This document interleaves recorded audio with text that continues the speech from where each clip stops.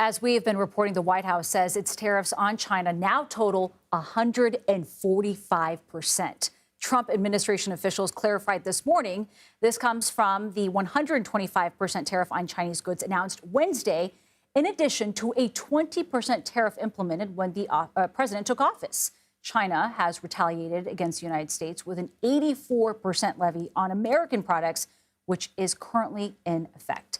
China's Commerce Ministry vowed on Wednesday to, quote, fight to the end, and called President Trump's tariffs a, quote, typical unilateral bullying practice. A lot to break down on this. Joining us now is Zongyuan Liu, also known as Zoe. She is the Maurice R. Greenberg Senior Fellow for China Studies at the Council on Foreign Relations. Zoe, thank you so much for being with us here.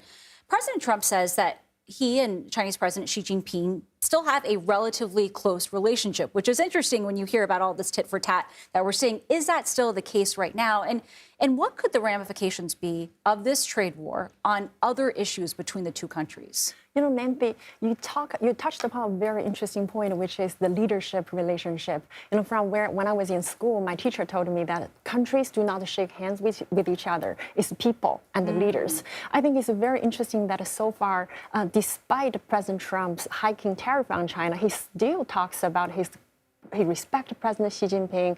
But then at the same time, you also see a asymmetric response from China.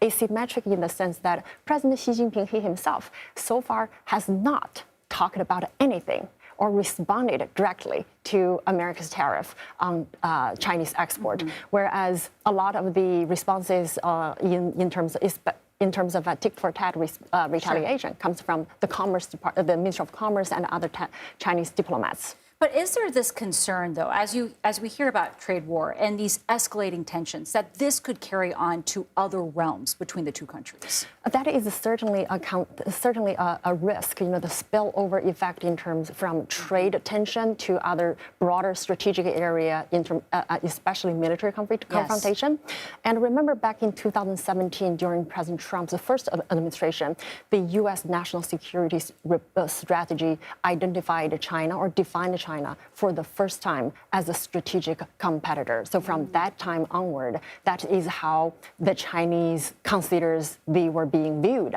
by the U.S. government. And so we want to ask you about how the Chinese government has approached all of this. They're hitting back with tariffs of their own. What is behind their strategy? What do you think is in their mindset?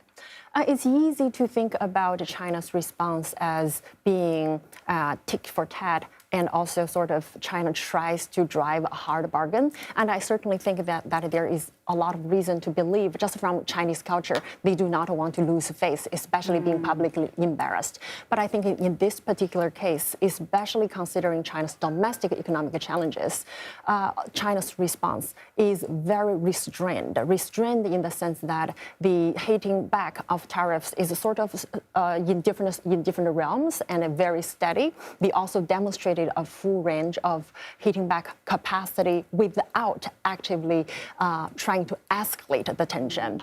But that being said, I think President Xi Jinping is also ready to prepare the Chinese economy and political system to endure a period of 吃苦 or eat bitterness. And in fact, we can make the argument, it's safe to say, he has spent his entire political career to prepare for exactly this moment.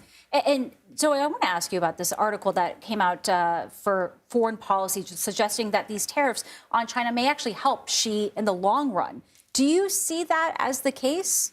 I think I'm familiar with this kind of argument, but I also think that they might overestimate China's ability to address or to capitalize on the Trump administration's foreign policy circus, in the sense that although we no longer read in the news on a day-to-day basis, you know, the Chinese economy is in a dump or in economic malaise, we focus more on what is happening here in this country. But that does not necessarily mean the Chinese policymakers has solved China's economic challenges. In fact, they haven't.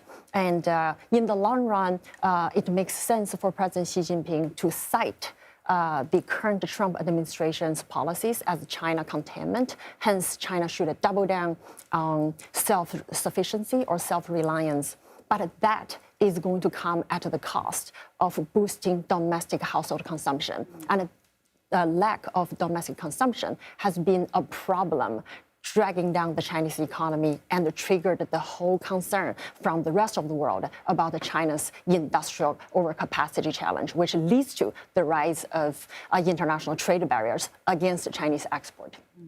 Zoe Liu, thank you very much for joining us. Thank you for having me.